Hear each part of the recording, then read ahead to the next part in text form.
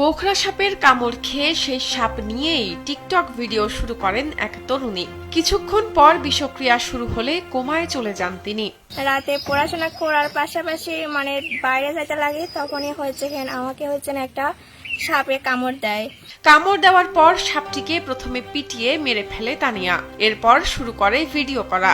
ভিডিওতে ডুবে গিয়ে ভুলে যায় সাপের কামড়ের কথা। সাপটা ভিডিও করতেছি, ভিডিও করার পাশাপাশি আর বারবার খালি আম্মু জিজ্ঞাসা করতেছে, আচ্ছা তোকে মনে হয় সাপে কামড় দিচ্ছে, তুই এগুলো বাদ দিয়ে তুই পাটা আগে বাঁধ বা পাটা বাঁধতে দে। আমি তখন বলতেছি, তখন আমি কিছু তোর ইয়া করিনি, আমি সিরিয়াস ভাবে তো নিইনি। এক সময় বিষক্রিয়ায় শুরু হয় তীব্র যন্ত্রণা। Walton Washing Machine. Simplifying life with hassle-free washing. আস্তে আস্তে আমার পা জ্বালা শুরু করে দেয়। জ্বালা করতে করতে এক সময় বেশি হয়ে যায়। তখন আম্মু আমাকে বলে, আচ্ছা তোর পা, তখন আমি বলি আম্মু আমার পা জ্বালা করতেছে। তখন আম্মু আমাকে বলে যে আচ্ছা দেখ টেবিলের পার লবণ আছে, লবণ খাওয়া দেখ, একটা লবণটা বিষটা লাগে নাকি মিষ্টি লাগে। তখন আমি লবণ খাইতে লাগি, লবণ খাই আমার মিষ্টি লাগে।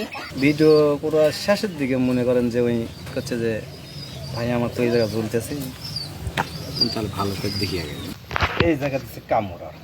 যন্ত্রণা মাত্রা ছাড়ালে তাকে নিয়ে ওঝার কাছে যায় পরিবার। ওঝার কাছে যেতে যেতে জ্ঞান হারায় তানিয়া। ওঝার ঝাড় ফুঁকে অবস্থার উন্নতি হয় না তানিয়ার।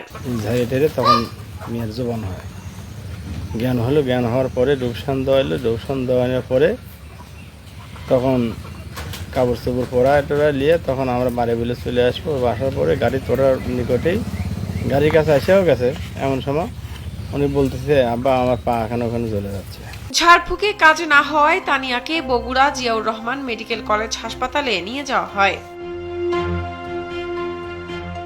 বারবার চেষ্টা করেও অবস্থা স্বাভাবিক হচ্ছিল না তানিয়ার। এক প্রকার কোমায় চলে যায় তরুণী। 3 দিন ধরে জীবন মৃত্যুর সন্ধিক্ষণে ছিল সে। এরপর অ্যান্টিভেনম দিলে ধীরে ধীরে সুস্থ হয় তানিয়া। ইঞ্জেকশনের নাম নিল যে ইঞ্জেকশনটা নিয়ে আসেন 2.5 মিলিগ্রাম করে দেওয়া লাগবে। মনে করলেন 3 ঘন্টা পর পর 3 ঘন্টা পর পর ওইটা দিল আমার বোনে। এই 2 উড়িয়াতের গোস্ত মাংস দিল, তো দেওয়ার পর এখন ওই সুস্থ হয়ে যায় আমার বোন। সুস্থ হতে হতে আবার অসুস্থ হয়ে আসে। সেখন আমরা করলাম যে আমার বোনের গোটা শরীর আমরা কাপড় ভিজে মুছা দেওয়ার পর ফ্যান দেওয়ার পর আমার বোন সুস্থ হয়ে গেল। সিরাজগঞ্জের তালম ইউনিয়নের মেয়ে তানিয়া স্থানীয় তালম উচ্চ বিদ্যালয়ের 9ম শ্রেণীর ছাত্রী সে।